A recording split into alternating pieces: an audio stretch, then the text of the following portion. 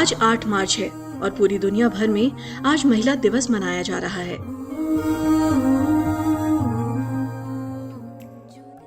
महिला दिवस के बहाने आज हम देश दुनिया की ऐसी महिलाओं को याद करते हैं जिन्होंने दुनिया पर अपनी अमिट छाप छोड़ी है। इस खास दिन को मनाने का मकसद उन महिलाओं की उपलब्धियों, उनके जज्बे, उनकी ऐतिहासिक यात्राओं और उनके जीवन को याद करना होता है।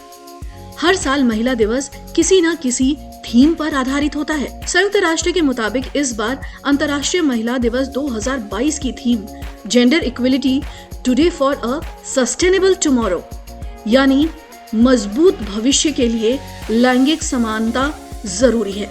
अंतर्राष्ट्रीय महिला दिवस का इतिहास एक सदी से भी पुराना है। पहली बार साल 1911 में महिला दिवस मनाया गया था।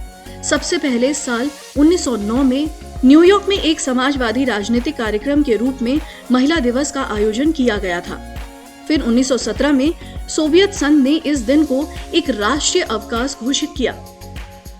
महिलाओं के खिलाफ भेदभाव को खत्म करने के लिए दुनिया भर में इस दिन को मनाया जाता है। भारत में स्त्रियों का दर्जा सर्वश्रेष्ठ है। जहां स्त्रियों की पूजा होती है वहां देव निवास करते हैं और जहां स्त्रियों की पूजा नहीं होती है उनका सम्मान नहीं होता है। कहा जाता है कि दुनिया की सबसे अबूझ पहेली कोई है तो वो है स्त्री। कहते हैं त्रिया चरित्रम पुरुषस्यम भाग्यम देवो न जनाति कुतो मनुष्य, यानी कि स्त्री का तत्कालीन चरित्र क्या है और पुरुष का भाग्य कैसा है ये तो देवता भी नहीं बता सकते। मनुष्य की तो बात ही छोड़ दीजिए। पौराणिक गाथाओं में भी इस बात का जिक्र मिलता है कि भगवान ब्रह्मा ने इस पूरी सृष्टि को केवल एक ही दिन में बना दिया था, पर जब वह स्त्री की रचना कर रहे थे तो उन्हें 6 दिन से भी ज्यादा का समय लग गया। लेकिन फिर भी उनकी रचना अधूरी थी। थक हार कर प्रतीक्षा में बैठे देवताओं के सब्र का बांध टूट गया। फिर देवताओं ने भगवान से पूछा कि हे प्रभु, आपने इस पूरे संसार को, यहाँ तक कि ब्रह्मांड की असीमित रचना भी पलक झपकते कर दी थी, लेकिन आपको स्त्री की रचना करने में इतना समय क्यों लग रहा है? तो भगवान ने कहा, यह मेरी अब तक की सबसे अनूठी रचना है जो बहुत ही अद्भुत है।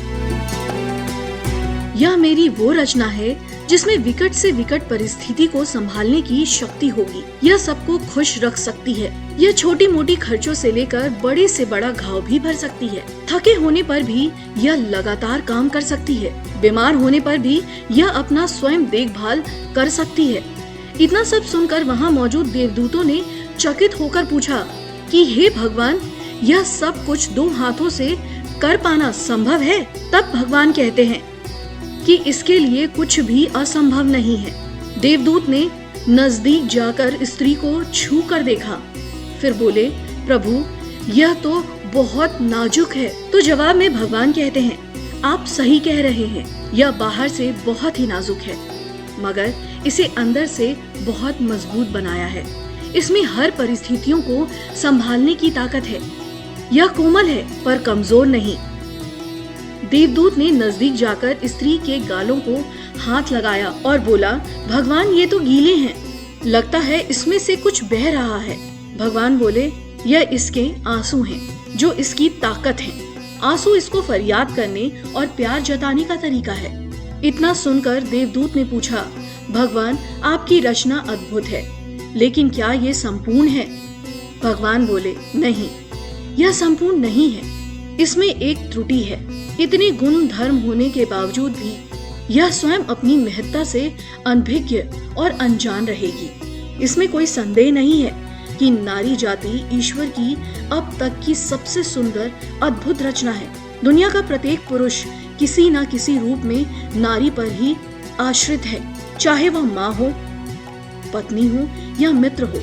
नारी का कोई भी रूप हो, कैसा भी रूप हो, यदि पुरुष नारी का सम्मान करता है तो वह सदैव सुखी रहता है, जैसे साक्षात भगवान शिव शक्ति के बिना अधूरे हैं।